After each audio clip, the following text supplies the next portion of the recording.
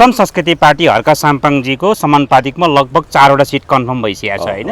यो विषयमा तपाईँ विगत लामो समयदेखि कुराकानी गर्दै आउनुभएको छ। 4 जनामा सम्भावित को पठाउनु होला, कसरी पठाउनु होला, के बुझ्नु भएको छ त यो विषयमा? अब श्रम संस्कृति पार्टीले हामीले सोचेको चाहिँ 10-15 लाख मत ल्याउला। एकदम हो समानुपातिक प्रत्यक्षतर्फ 12-15 सिट एटलिस्ट ल्याउला भनेको।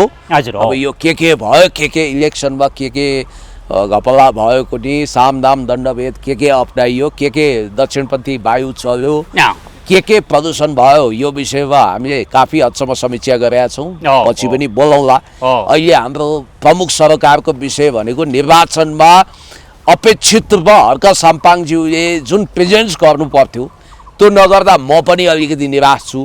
त्यो उहाँको यस्तो लहर थियो कि पूर्वमा तपाईँको त्यहाँ वास्तवमा भनियो भने बहुत राम्रो पोजिसन उहाँले होल्ड गर्ने सम्भावना थियो। त्यसो त नेकपा एमाले, नेपाली काङ्ग्रेस जस्ता स्थापित पार्टीहरूको मत पनि स्वाट्टै रहस्यमय तरिकाले हराएको छ। यो विषयमा पछि बहस गरौँला।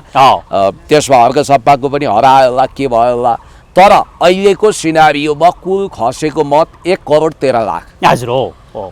सदर मत 1,08,00,000 अनि 1,08,00,000 मतलाई नेपाललाई नै एउटा निर्वाचन क्षेत्र मानेर समानुपातिक प्रणाली अनुसार क्लस्टर वाइज सिट विभाजन हुन्छ। पहिलो कुरो यो बुझ्नु पर्यो। इक्वल प्रोपोर्सनल इलेक्सन सिस्टम भन्छ यसलाई, समानुपातिक निर्वाचन प्रणाली। त्यसमा देशलाई नै एउटै निर्वाचन क्षेत्र मानिन्छ। थ्रेसहोल्ड कटेकोहरू मात्रै हैन त त्यसमा राख्नु। एक्ज्याक्टली। थ्रेसहोल्ड कटेको भनेको अब रासपा भइगयो, सिंगल लार्जेस्ट पार्टी हो। त्यसपछि एमाले, काङ्ग्रेस, श्रम संस्कृति र राप्रपा। अरू पार्टीको नेकपा माओवादी पनि छ। माओवादी 6वटा पार्टीले थ्रेसहोल्ड काट्यो। माओवादीलाई नेपाली कम्युनिस्ट पार्टी भन्नु पर्यो। अब त्यसमा कुरा गरौँ हर्का साम्पाङज्यूको पार्टीको।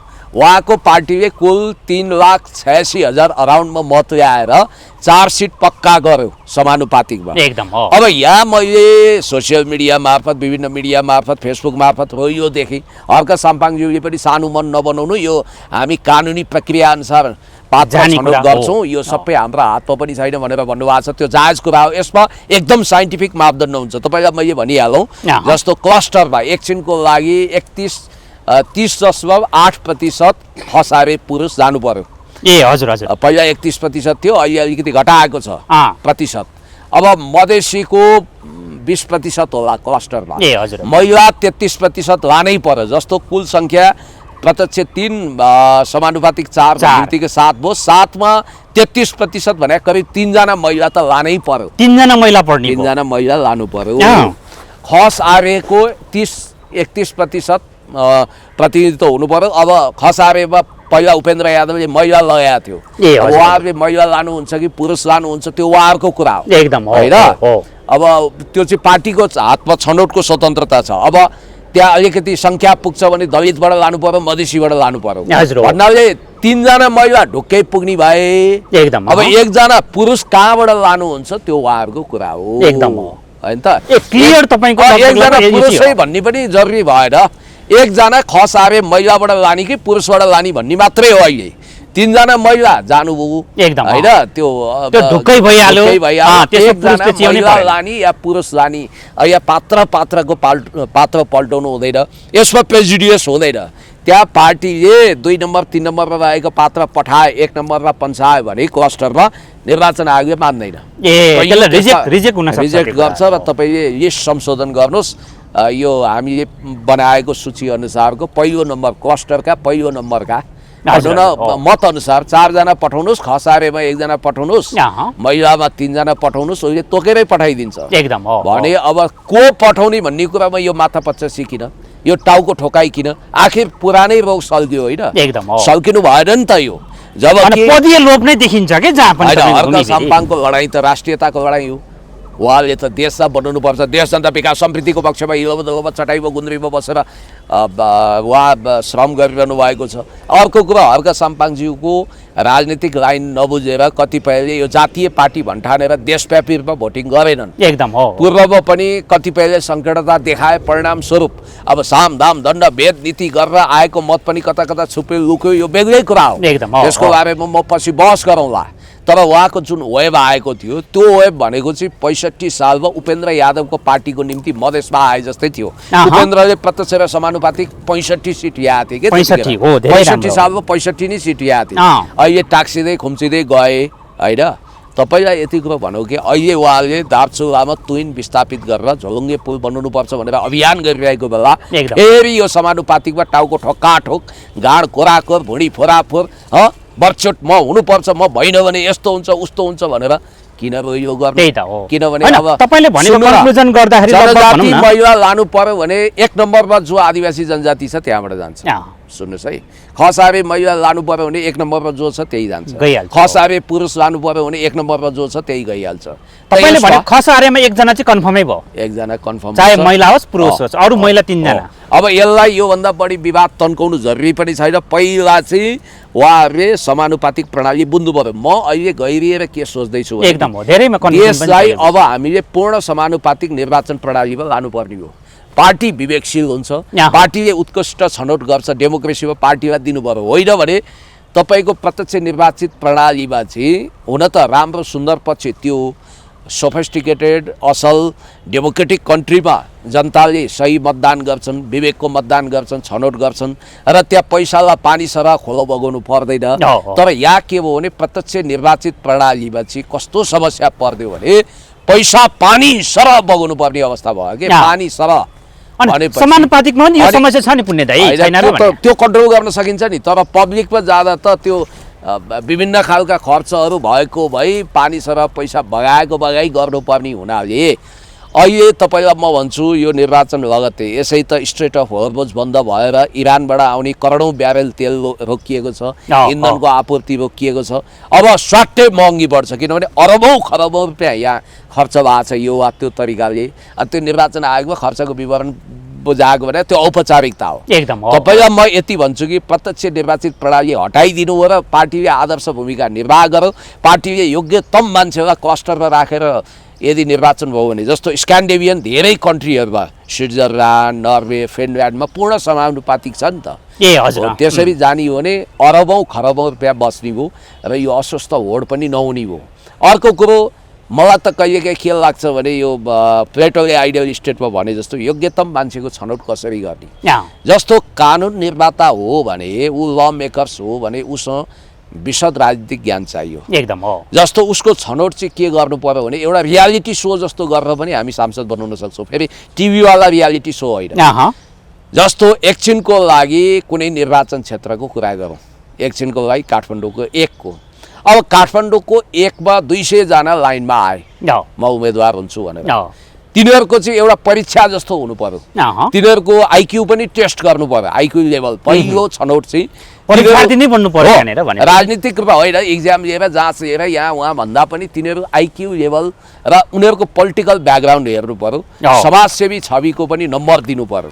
सामाजिक राजनीतिक चरित्र चाहियो र फौजदारी केस भए नभएको ती निर्गल गर्नु पर्यो। छ भने त्यसलाई पन्साउनु पर्यो, योग्यता मापदण्ड बनाउनु पर्यो। दोस्रो कुरो भनेको चाहिँ चुनिन्दा मान्छेहरूले यो बालिग मताधिकार भन्दा पनि चुनिन्दा मान्छेहरू जस्तो जनप्रतिनिधिले भोट हालेर एकदम हो सांसद छनौट गर्ने स्थिति ल्याउनु पर्यो। तपाईलाई अमेरिकाको इलेक्सन सिस्टम बताइदिउँ। अमेरिकामा सबै पिपुलले भोट हालेर राष्ट्रपति चुनिँदैन, प्रत्यक्ष निर्वाचित भए पनि इलेक्ट्रियल कलेजबाट त्यहाँ तपाईको राष्ट्रपतिको निर्वाचन हुन्छ।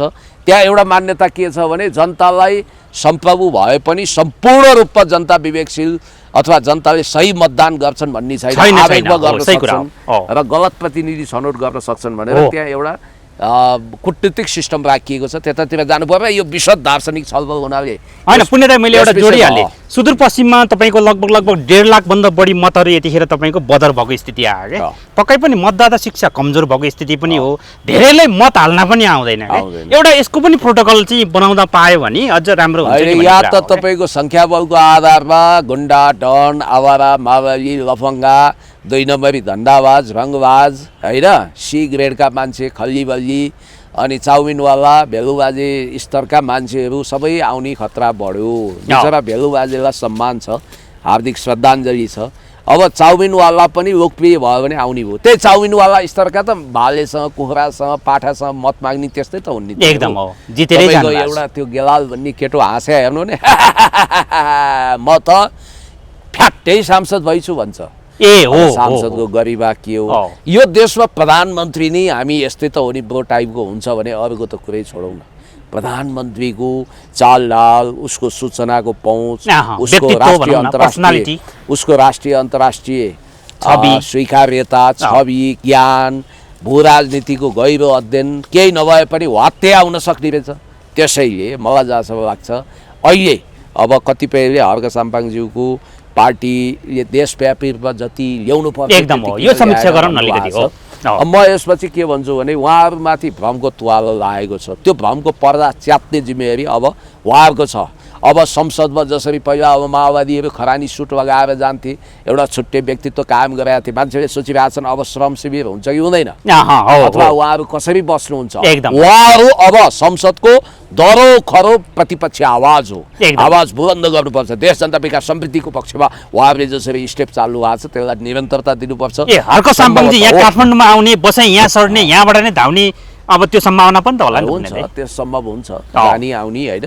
आफ्नो इलेक्सन कन्स्टिट्युन्सीलाई पनि माया गर्ने, तर मूलभूत रूपमा त अब काठमाडौँ नै बस्नु पर्यो। अधिवेशन चलेको बेला हिउँदे अधिवेशन, बर्खे अधिवेशन, यसै पनि कति नै संसद चल्छ र नेपालमा होइन। तर सदनमा अब हामीलाई यसो छाटकाट हेर्दा के जानकारी छ भने जुन शक्ति केन्द्रले उनीहरूलाई भारी बहुमत दिलायो नि विभिन्न तरिकाले, लगभग 2/3 नजिक पुऱ्यायो। रासोपा आफै पनि 2/3 नआए पनि हुन्थ्यो भन्ने मोडमा हुनसक्छ, किनभने 2/3 भएपछि उसलाई 2-3वटा दबाब पर्छ। एउटा प्रत्यक्ष निर्वाचित कार्यकारीको प्रावधान राख्नु भनेर। अब उसले राजावादी भेटे, राजावादी इम्प्रेसन दिएको छ, गणतन्त्रवादी भेटे, हामी 24 क्यारेटकै हौँ, गणतन्त्रवादी भनेको छ। अनि कमल थापाले बोलिसक्नु भयो, हामी अब तुम तयार छु भन्ने खालको एउटा दुईटा सिट छ कि त्यो केही हुँदैन। कमल थापाले बोलेर उनीहरूलाई 2/3 कुनै रफु चक्करै देख्दिनँ म, किनभने 2/3 हुने बित्तिकै उनीहरू केही बाध्यतामा पर्छन्। त्यो बाध्यता के भने प्रमुख कार्यकारी राष्ट्रपतिमा जाउँ, राजावादीले बर्छोट भएर राजाको च्याप्टरै क्लोज गरियो, हामीबाट भोट तान्यो भनेर राजावादी भोट ब्याङ्क स्याप्पै सुक्ने, आगामी दिनमा ठुलो धक्का लाग्ने, घृणाको पात्र हुने। अनि प्रमुख निर्वाचित प्रधानमन्त्री, प्रत्यक्ष निर्वाचित प्रधानमन्त्रीमा गयो भने लो हेर यो गणतन्त्रवादी रहेछ त, यसको दोहोरो नीति रहेछ नि त भनेर गणतन्त्रवादीले यिनीहरूको ढोक्सा खाली गरिदिने भयङ्कर खतरा हुनाले यो विषय उनीहरूलाई संशोधन गर्नु छैन। त्यसको लागि 2/3 नभए आनन्द हुन्छ। फेरि 2/3 एक ठाउँमा मात्रै भएर भएन। प्रतिनिधि सभा, राष्ट्रिय सभा दुवैमा हुनु पर्यो। राष्ट्रिय सभा खारेज गर्ने भनेका छन् क्यारे, त्यसलाई समावेशी सभा बनाए पनि हो। अब अर्को कुरो चाहिँ समानुपातिकको सट्टा समावेशी सभा, अनि उपराष्ट्रपति किन राख्नु पर्यो? राष्ट्रिय सभाको अध्यक्षलाई नि पर्दैन, उपराष्ट्रपति मान्दा पनि भयो। राज्यको तलब खर्चरी घट्छ। सभामुखमा यिनीहरूले इन्दिरा राणा ल्याउने होला, महावीर पुनवा उपसभामुख अथवा कुनै क्याबिनेट मन्त्री ल्याउने तारतम्य छ क्यारे होइन। महावीर पुन सधैँ उनीहरूकै मान्छे हो नि, बाहिर म्याउ फ्याउ गरे पनि उनी हो सिधा आदिवासी देखिन्छन्, उनी मूलवासी देखिन्छन्, तर उनी अलिकति बेग्लै किसिमको मान्छे हुन् है। फेरि हर्क साम्पाङहरू जस्तो तपाईँको देशभक्त वा मूलवासीहरूको समस्यामा सिरियस हुने व्यक्ति हो। यतिखेर मूलवासी आदिवासीको आवाज उठाउने भनेको हर्क साम्पाङमा मात्रै देखिन्छ। साम्पाङज्यू नै छ, उहाँले राष्ट्रियताको आवाज उठाउनुहुन्छ, मूलवासी त्यहीँ समेटिन्छन् होइन। एउटा कुरा त्यो। दोस्रो, अब सरकारमा को जाने, मन्त्रीमा को जाने, it's doesn't matter for mind. जो गयो नि त्यस्तै जाने। अनि रासोपाले कहिले तपाईको संसदभन्दा बाहिरको ल्याउँछु भनेको छ, यतिखेर तपाईको संसदै ल्याउँछु भनेको छ। जो प्रधानमन्त्री हुन नि योग्य छैन त्यसको क्याबिनेटमै त्यस्ता को मन्त्री कस्ता हुन्छन् भनेर मैले हिसाब किताब किन लगाउनु पर्यो? त्यहाँ चाहे वर्ल्ड ब्याङ्क, IMF, WTOले पत्याएको, इन्टरनेसनल मोनिटरी फन्ड र WTOले पत्याएको स्वर्णिम वाग्लेले जाउन् या रामेश्वर खनाल, कुरा एउटै हो। अनि आपूर्ति मन्त्रालयमा भारतले विश्वास गरेको मान्छे खोजिन्छ, भारतको ट्रस्टी मान्छे, त्यो को जान्छन् भविष्यमा? गृहमन्त्रीमा फेरि DPRL को कुरा पनि आइरहेको छ। अब रवि लामिछाने आफै जान खोजेका हुन् कि कालान्तरमा, अथवा अहिले उनलाई छेकबार छ कि चैत 1 गते उनको पेशी पनि छ। अब को बन्ला सूचना मन्त्री, को बन्ला, यो केही होइन, किनभने नेपालमा जो पनि जे पनि बन्न सक्छ। या मान्छे भगवान बन्ने होइन, पदमा जो पनि पुग्न सक्छ। यिनीहरूको लागि चाहिँ यो राजनीतिक सिस्टम भन्दा पनि पदीय आकर्षण मात्रै हो। प्रधानमन्त्री देशको सबभन्दा ठुलो CEO, मन्त्रीहरू भने तलबदार, कामदार, कर्मचारी जस्ता भए। सांसद भने हेर्नुहोस् त, वास्तवमा भन्ने हो भने सांसदले तलब भत्ता लिनु नहुने हो नि। अब तनिक रूपमा देशको लागि खट्नु पर्ने हो नि, हामी तयार थियौँ नि त्यसको लागि राज्य कोषबाट। अब म यो कुरा कसैले उठाउँदैन, ल हर्क साम्पाङज्यूले एउटा यो कुरा उठाइदिनु भने इतिहासमै उहाँ महान बन्नुहुन्छ। हामी सबै सांसदहरूले तलब भत्ता नलिउँ, किनभने हामी राष्ट्रको सेवा गर्ने हो। हामी 1 रुपियाँ तलब भत्ता नलिकन, ज्याला नलिकन देश बनाउँछौँ भन्ने सङ्कल्प उहाँले लिनु हो भने सम्भवतः उहाँ सबभन्दा महान व्यक्तिको रूपमा कहलाउनुहुन्छ। एउटा मेरो सुझाव उहाँलाई यो, किनभने आखिर जनप्रतिनिधि भनेको देश सङ्कटमा पर्दा, देश अहिले खोक्रिएको छ। तपाईँलाई थाहा छ पर क्यापिटा इन्कम असाध्यै घटेको छ। त्यति मात्रै होइन, तपाईँलाई अर्को कुरा थाहा छ, मध्यम आय स्तर नबनाइकन सामान्य मान्छे पनि टिक्न नसक्ने भयो। जस्तो महँगीले आकाश छोएको छ, चामल बोराको 3400-3500 छ होइन। अब महँगी युरोपियन कोटीमा स्ट्यान्डर्डमा बढेको छ। अझ अहिलेको यो युद्ध, कृत्रिम अभाव आदि इत्यादि, यो चुनाव लगत्तै त कालोबजारीहरूले मार्केट स्टक गर्ने, झुकाउने होइन, तेलको भाउ वात्तै बढाउने, यो आदि इत्यादि भइहाल्छ। अब यसले जनताकै ढाड बाँध्ने हो।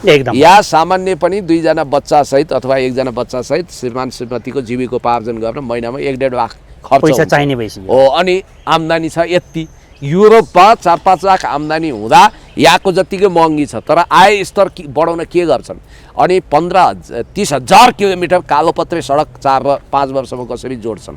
नेसनल ग्रिडमा, नेपाल विद्युत प्राधिकरणको नेसनल ग्रिडमा कुल 15,000 मेगावाटको बिजुली कसरी थप्छन्, जबकि अहिलेको क्षमता भनेको 13,000 मेगावाट हो। अनि यिनीहरूले 5 इयर्समा $100 बिलियन को GDP बनाउँछौँ भनेको छ। $100 बिलियन को GDP बढाउनको लागि प्रत्येक वर्ष चाइनामा 2013 देखि 18 सम्म सी जिनपिङ राष्ट्रपति भए लगत्तै 2 डिजिटमा त्यसमा पनि 13% वृद्धि दर भएको थियो। तथ्याङ्कले के देखाउँछ भने 17% आर्थिक वृद्धि दर सहित 50 अर्ब अनुदान विदेशबाट आयो भने मात्रै GDP को के अरे मिट हुन्छ भन्ने कुरा। GDP को लक्ष्य $100 बिलियन को 5 वर्षभित्र मिट हुन्छ। अनि 12 लाख कर्मचारीलाई कसरी रोजगार दिन्छन्?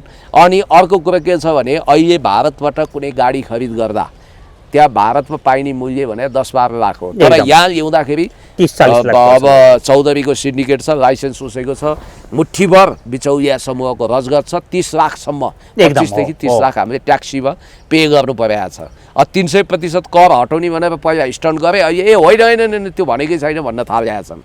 भनेपछि त्योभन्दा बरु हल्का साम्पाङजीले भने जस्तो यहाँ उत्पादन गर्यो भने, यहाँ बनायो भने यहाँ त कम्तीमा कम पर्छ नि त। अनि अर्को देशमा बनाएको चिज पनि तपाईको एकदम महँगोमा ल्याउनु पर्यो के? यहाँ एसेम्बलिङ गर्न सकिन्छ, र मटेरियल्सहरू बिस्तारै बटुल्ने, यहीँ बटाउनु पनि सकिन्छ। अहिले एसेम्बलिङ गर्ने हो धेरै ठाउँमा होइन। अब र मटेरियल्स बाहिरबाट फिनिसिङ प्रडक्टहरू यहाँ गर्ने, र मटेरियल्स बाहिरबाट ल्याउन सकियो। अनि अर्को कुरो चाहिँ अहिले खतरनाक कुरा के छ भने देशको इकोनोमिक क्रास हुँदैछ।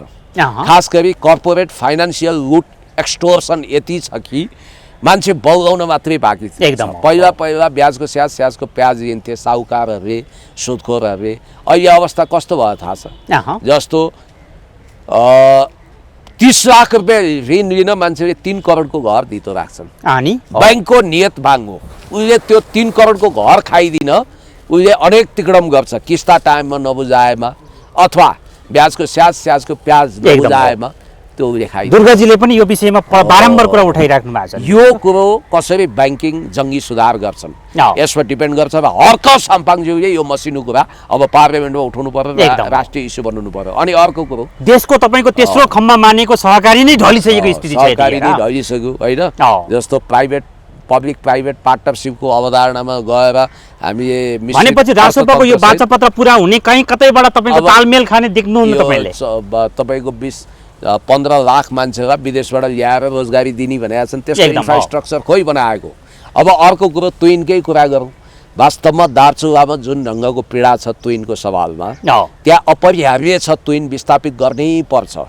तुइन विस्थापित गरेर त्यहाँ झोलुङ्गे पुल राख्नै पर्छ। त्यसको लागि अब यो नयाँ बन्ने बालेनको कस बन्छ कि कसको बन्छ थाहा छैन, बालेनकै बन्नुमा बालेनको रासोपा सरकारले ध्यान देला। अब त्यसमा कूटनीतिक पहल पनि लिनुपर्ने छ। अब उत्तराखण्डको पिथौरागढ जिल्लाको सरकारसँग यहाँ कूटनीतिक पहल गर्न यिनीहरू तयार छन्। अब चुच्चे नक्सा के गर्छन् यिनीहरूले? कालापानी लिम्पियाधुरा समेटेर केपी शर्मा ओलीज्यूले महान नक्सा जारी गर्नुभएको थियो, बालदेनले आफ्नो कार्यकक्षमा टाक्छन्। अब यो पनि हेर्नु छ। अब ग्रेटर नेपालको स्टन्ट त खुब गरे, यदि त्यो स्टन्ट होइन र इनोसेन्टली हो भने त्यसको पहल गर्नु पर्यो, संयुक्त राष्ट्रसङ्घसम्म जानु पर्यो, लाइब्रेरी अफ कङ्ग्रेसबाट नक्सा ल्याउनु पर्यो। 1816 को सोगौली सन्धिमा हामीले गुमाएको पूर्वको टिस्टा पश्चिमको काँगडा सहितको भूगोल जोड्नु पर्यो, सकिन्छ हो। यसमा दुईटा कुरा छ, एउटा ट्रु इनोसेन्ट राष्ट्रवादीहरू जस्तो फणेन्द्र नेपाल टाइपका व्यक्तिहरूले उठाउँदा चाहिँ उहाँहरूको भावना के देखिन्छ भने हामीले कूटनीतिक राजनीतिक पहल गरेर गुमेको भूभाग एक दिन अवश्य ल्याउनुपर्छ, हामी लडाइँ लडेर सक्दैनौँ होला, तर त्यो ल्याउनुपर्छ, हामीले त्यसको लागि डिप्लोमेटिक मुभ गर्नुपर्छ भनेर उहाँहरू बाइल्याटरल मल्टिल्याटरल नेगोसिएसन गर्नुपर्छ भन्नुहुन्छ। उहाँहरू ट्रु नेसनलिस्ट हो, वास्तविक राष्ट्रवादी। अर्को कन्स्पिरेसी थ्योरीमा हिँड्ने, जनताको आँखामा राष्ट्रवादको चर्को कुरा गरेर देशैलाई बर्बाद बनाउने अर्को तत्त्व। जस्तो कतिपयले के भन्छन् भने यो बालदेनले जुन ग्रेटर नेपालको कुरा ल्याए त्यो भारत आफै खुसी हुने कुरा हो, किनभने ग्रेटर नेपाल सुन्नु, ग्रेटर नेपालको जनसङ्ख्या कति हुन्छ? 7 करोड। अब ग्रेटर नेपालको 7 करोड कसरी हुन्छ भने उत्तराखण्डका भूभाग, उत्तर प्रदेशको भूभाग, यूपी बिहारको भूभागहरू पूर्वमा पनि थुप्रो समेटिन्छन्, पश्चिममा समेटिन्छन्, पूर्वमा टिस्टा, पश्चिममा काँगडा सहितको दार्जिलिङ सिक्किम सबै भइसकेपछि भोलि जनमत सङ्ग्रह गर्दा हामी जनसाङ्ख्यिक अल्पसङ्ख्यामा परेर उनीहरूले जनमत सङ्ग्रहको प्रजातान्त्रिक विधिबाट उनीहरूको 7 करोड जनसङ्ख्या, ग्रेटर नेपालको 7 करोड जनसङ्ख्या हुन्छ, नेपालीहरूको 2 करोड जनसङ्ख्या हुन्छ। अब मताधिकार भएको ग्रेटर नेपालवाला उताको भूगोलको 3 करोड 4 करोड मतदाता होलान्, 5 करोड, हामी कहाँ 1 करोड 20-25 लाख होला भन्नाले त्यो हाम्रो त सङ्ख्याबल कम हुन्छ र उनीहरूले 2/3 ल्याएर हाम्रो भूगोललाई चाहे संसदमा ल्यान्ड अफ दर्जेले 2/3 ल्याएर भारत र सिक्किम विलय गराए जस्तो होस्, चाहे फिजीकरण भने त्यही हो। अब भारतीय मूलको महेन्द्र चौधरी उखु खेती गर्न क्यारिबियन टापु राष्ट्र फिजीमा पुगे, पछि फिजी नि कब्जा गर्दै त्यहाँका जनताले अब राष्ट्रियता धरापमा पर्यो भनेर गुटुटु खेदे। अब नेपाल पनि यसो हेर्दाखेरि हामी जनसाङ्ख्यिक अल्पसङ्ख्यामा परिसकेका छौँ हो। यस्तो बेलामा देशभित्रै हामी अल्पसङ्ख्यामा पुगेको बेला ग्रेटर नेपालको 7 करोड जनसङ्ख्याले नेपाललाई भारतमा विलय गरिदियो अथवा नेपालको महत्त्वपूर्ण भूभाग टुक्राइदियो भने के गर्नुहुन्छ? त्यसकारण यो नहुने कुरामा स्टन्ट गर्ने जुन कुरा छ, अब त्योभन्दा गतिलो कुरामा हामीले स्टेप चाल्नुपर्छ। जस्तो ट्विनलाई विस्थापित गर्नको लागि देश विदेशमा रहेका एकदम देशभक्त मानवतावादी दाजुभाइ दिदीबहिनीहरूले 10,000 भन्दा माथिको सहयोग अहिले पठाइरहेछन्। अब यहाँ नक्कली क्युआर पठाउने, जथाभावी पैसा सङ्कलन गर्ने, आफै धनी बन्ने, जेब भर्ने यो प्रपञ्च भएको हुनाले हर्क साम्पाङले उहाँको पार्टीको श्रम संस्कृतिको कोषाध्यक्षको क्युआरमा मात्रै प्रयोग गर्नु होला भन्नुभएको छ। उहाँ आफैले पनि क्युआर प्रयोग गर्नुभएको छैन। अब यहाँ उर्तीपूर्ति गर्ने धन्दा सेटहरू खुब हुन्छन् हो, त्यसको लागि उहाँले मेकानिजम बनाउनु भएको छ। अर्को कुरो, त्यहाँ दार्चुलाको सांसदजीले पनि ठगुन्नाजीले पनि अनि नेपाल प्रेसमा नवीन भाइले लेखे हुनुहुन्छ। अहिले त झन् हर्क साम्पाङलाई उनकै समर्थकद्वारा अप्ठ्यारो भनेर अप्ठ्यारो पर्छ भनेर लेखिरहनु भएको छ। त्यो सबै म पढिबाची सुनाउँदिनँ कि त्यसको जिस्ट बुझिया छ। अब वास्तवमा महेन्द्र सिंह पुन्जीलाई हामीले सुदूरपश्चिममा सम्पर्क गर्दा है मेरो टेलिफोन पनि भएको थियो। हजुर, कुराकानी होइन, त्यो दिप्चुङ होइन कि अर्कै ठाउँमा त्यहाँ जस्तो कुनै पिथौरागढ उत्तराखण्ड टच गर्दैन, त्यहाँ नेपालकै टेरिटोरी हो। त्यहाँ ट्विन विस्थापित गरेर झोलुङ्गे पुल राख्न पहिला पहल गर्दा फरेन मिनिस्ट्रीले चिठी लेख्दा पनि उता सुनवाई गरेन भने, तर भूगोल भेन्यू फरक हो। उहाँहरूले अब्जेक्सन गरेको ठाउँ बेग्लै रहेछ। हर्क साम्पाङज्यूले परिकल्पना गरेर ट्विन विस्थापित गरेर त्यो ऊ हाल्ने, मतलब झोलुङ्गे पुल हाल्ने बेग्लै ठाउँ हो। पूर्वमा पनि पहिला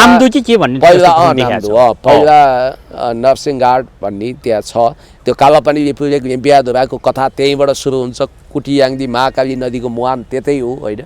पहिला पूर्वमा पनि ट्विन थियो, त्यही दार्चुलामा 8वटा ट्विन हटाएकै हो। अब अहिलेको परिवेश के कसो हुन्छ, कसरी जान्छ भन्ने हेर्नुपर्छ। त्यसकारण हचुवामा कुरा गरेर वाहियात कुरा गरेर भाउतो चलाउनु हुँदैन। एकदम हो। पक्कै पनि जस्तो भनौँ न, प्रतिपक्षीको हिसाबले तपाईँले अघि ग्रेटर नेपालको कुराकानीहरू यताउता जारी गर्दाखेरि नि हर्क साम्पाङजीले स्ट्यान्ड चाहिँ कस्तो लिन सक्नुहुन्छ त? होइन, अब राष्ट्रियतामा यिनीहरूले जब भुलचुक गर्छन्, जस्तो स्टेट पार्टनरसिप प्रोग्राम अर्थात् एसपिपी लागू गर्ने, एसपिपी नाम नदिएर त्यसलाई बेग्लै स्वरूपमा लागू गर्न खोज्न पनि सक्छ एसपीपी नहुन सक्छ तर त्यस्तै टाइपको चाहिँ त्यसको लागि पहिला यिनीहरूले के गर्छन् भने सस्तो लोकप्रियताको भुमरी देशभरि सृजना गर्छ। अर्थात् जनताले त अहिले धेरै मान्छे पक्राउ परन आदि इत्यादि भनेर प्रतिशोधमा पनि हेरेका छन् नि, पुराना भ्रष्टहरू भनेर एउटा मिथक तयार गरेका छन्। त्यसमा अब 100 करोड हजारौँ मान्छे गिरफ्तार होस्, कोही अपराध लागोस्, अपराधको मुद्दा लागोस्, फौजदारी केस, कोहीलाई भ्रष्टाचारको मुद्दा लागोस्, भले भोलि अदालतमा के हुन्छ, विशेष अदालत अख्तियारले के गर्छ, सम्पत्ति शुद्धिकरणले के गर्छ, बेग्लै कुरा हो। तर त्यसमा होस् भन्ने जनताले पनि अब कता कता चाहेको जस्तो बुझियो र त्यही जनताको भावनालाई दोहन गरेर यिनीहरूले सस्तो लोकप्रियता बढाएर त्यही आधारमा स्वाट रहस्यमय तरिकाले यिनीहरूले के गर्छन् भन्दा यिनीहरूले एसपीपी जस्ता अथवा त्यही नाम नभए पनि स्टेट पार्टनरसिप प्रोग्राम नभए पनि त्यही सार तत्त्वको कुनै मिलिट्री मिसन, रणनीतिक सम्झौतामा मिलिट्री मिसन, अमेरिकी वा वेस्टर्न मिलिट्री मिसन नेपालमा ल्याउने गरी सम्झौता गर्न सक्छन्। किनभने तिब्बतलाई लिबरेट गर्न, तिब्बत मुभमेन्ट मचाउन, नेपालमा बेस क्याम्प राख्न पश्चिमाहरू नयाँ खम्पा विद्रोहको लागि तयार भएको देखियो। नयाँ खम्पा विद्रोहको कुराकानी गर्दै हुनुहुन्छ भने यो ट्रिगर पोइन्टको रूपमा नेपालमा राख्ने हो। एक्ज्याक्टली, उनीहरूले बफर स्टेट बनाउनु पनि खोज्या हुन सक्छन्। अब त्यो गरिसकेपछि यिनीहरूले के गर्छन् भने 15-14 दलाई लामा त भगवानको प्यारो बन्ने बेला भयो। 15औं दलाई लामा नेपालको भूमिबाट घोषणा गरेर, अब दलाई लामा भने त तिब्बतलाई छुट्याउने पृथकतावादी सोचकै हुन्छ, त्यसलाई नेपालबाट लेजिटिमेसी दिने र नेपालको असंलग्न परराष्ट्र नीतिमा पञ्चशीलता ध्वस्त बनाएर नेपाललाई युद्ध क्षेत्रमा लान सक्ने हुनाले त्यो खतरा विरुद्ध संसदमा बुलन्द आवाज गर्नुपर्छ नेकपा एमालेका सांसदहरू सहित हर्क साम्पाङज्यूले भनेर म पहिला कुरा यो भन्छु। अब दोस्रो कुरा हेर्नुहोस्, अब रविजीको मुद्दा के हुन्छ भन्ने छ। बालनजीको कदममा बाधक हुनु हो भने उहाँको मुद्दाले उहाँलाई नै धेरै ठुलो समस्या पार्न सक्छ हैन। अब तिम्रो आगमनले जीवन बदलियो टाइपको गीत रामकृष्ण ढकालले गाएका थिए, त्यो बालनको आगमनले उनको जीवन कसरी बदल्छ भन्ने कुरो भविष्यमा देखिन्छ। बालनलाई त शक्तिशाली बनाएर शक्ति केन्द्रले सिँगार पटार गरिसकेका छ। जुन शक्ति केन्द्रले बालनको लागि जो बाधक हुन्छ त्यसलाई पन्साउन आइतबार पनि कुर्दैन। कुनै पनि खालको तपाईको चाहिँ व्यक्ति भए पनि त्यसमा फरक, किनभने नेपालले पञ्चशीलतामा विश्वास गर्छ, असंलग्न परराष्ट्र नीतिमा विश्वास गर्छ। हामीले वास्तवमा पहिला भारतले नचाहँदाखेरि हामी पिस जोन प्रपोजल लाई स्वीकृत गर्न सकेनौँ। विश्वको 149वटा देशले समर्थन गर्दा पनि भारत दाइना नहुनाले हामी स्विजरल्यान्ड जस्तै शान्ति क्षेत्र भएनौँ। राजा वीरेन्द्रले त्यतिखेर प्रस्ताव गरेकै हो, कम्युनिस्टहरूले समर्थन गरेकै थिए। पिस जोन प्रपोजलमा यदि हामी सफल भयौँ भने, नेपाल पिस जोन शान्ति क्षेत्र बन्यो भने यहाँ युद्ध भूमि हुँदैन, विदेशी सेना आउन पाउँदैन, नेपाल बुद्ध भूमि हुन्छ, शान्ति भूमि हुन्छ। जसरी स्विजरल्यान्डमा पिस जोन घोषणा गरेको हुनाले त्यहाँ कुनै पनि तनाव लफडा हुनै सक्दैन नि, त्यहाँ युद्धका कुनै पनि सामरिक गतिविधि हुँदैन। अब अहिले के छ, मिडल इस्टमा धेरै ठाउँमा, मध्यपूर्वमा, अरबमा अमेरिकाको बेस क्याम्पहरू लगभग सखा पार्दै अब नेपाललाई उनीहरूले दाउ हेरिरहेछन्। किनभने अपकमिङ सुपर पावर चाइनालाई हान्न त यहाँ आउनु पर्यो। अब नेपालले अहिलेसम्म तय गरेको भनेको असंलग्न परराष्ट्र नीति पञ्चशीलता कतैपट्टि पनि ढल्किने होइन। तपाईँलाई म सम्झना दिउँ, 1960 को दशकमा अहिले विघटित भइसकेको तात्कालीन युगोस्लाभियाको राजधानी बेलग्रेडमा मार्शल ब्रदर टिटो त्यो देशको राष्ट्रपति थिए। त्यहाँ विश्वका शिखर पुरुषहरू, भेटरान नेताहरू जस्तो माओको अति विश्वासपात्र चाइनाको प्रधानमन्त्री चाओ एन लाई, भारतको प्रधानमन्त्री शक्तिशाली प्रधानमन्त्री जवाहरलाल नेहरू, नेपालका शक्तिशाली प्रधानमन्त्री बीपी कोइराला, राजा महेन्द्र, इन्डोनेसियाको राष्ट्रपति सुकार्नो, इजिप्टको राष्ट्रपति अब्दुल गमाल नासेर, घानाको राष्ट्रपति एनाक्रुमा र त्यसपछि ट्रिनिडाड लगायतका भेटरान व्यक्तिहरू जम्मा भएर, क्युबाको फिडेल क्यास्ट्रो सहित जम्मा भएर हामी सोभियत धुरीको समाजवादी शिविरमा पनि जाँदैनौँ र पुँजीवादी शिविर जसको नेतृत्व अमेरिकाले गरेको छ त्यता पनि पल्टिँदैनौँ, कतै ढल्किँदैनौँ। हामी स्वतन्त्र परराष्ट्र नीतिमा विश्वास गर्छौँ। हामी युद्धमा असंलग्नता देखाउँछौँ भनेर पञ्चशीलता, बुद्धको पञ्चशीलता सहित नन एलाइनमेन्ट मुभमेन्ट भन्छ, त्यतातिर हामीले स्ट्यान्ड लिएको हो। अब नेपालले यो काम गर्छ कि गर्दैन त्यो दृढतामा उभिनुपर्छ। अब हर्क साम्पाङज्यूले यसमा अध्ययन गर्नुभएको छ, तर उहाँलाई मेरो एउटा व्यक्तिगत मित्रताको हिसाबले सुझाव दिने म हैसियत राख्छु। कृपया तपाईँले चाहिँ अब यो तपाईँका विभिन्न समानुपातिक सूचीमा छनौट हुन सक्ने भाइ बहिनीहरूको मैले भिडियो देखाएको थिएँ। एकदम, एकजना भाइलाई देशमा कति निर्वाचन क्षेत्र छ पनि थाहा छैन, केही पनि थाहा छैन। त्यो कता मुस्लिम मधेसी समुदायको भाइ हो।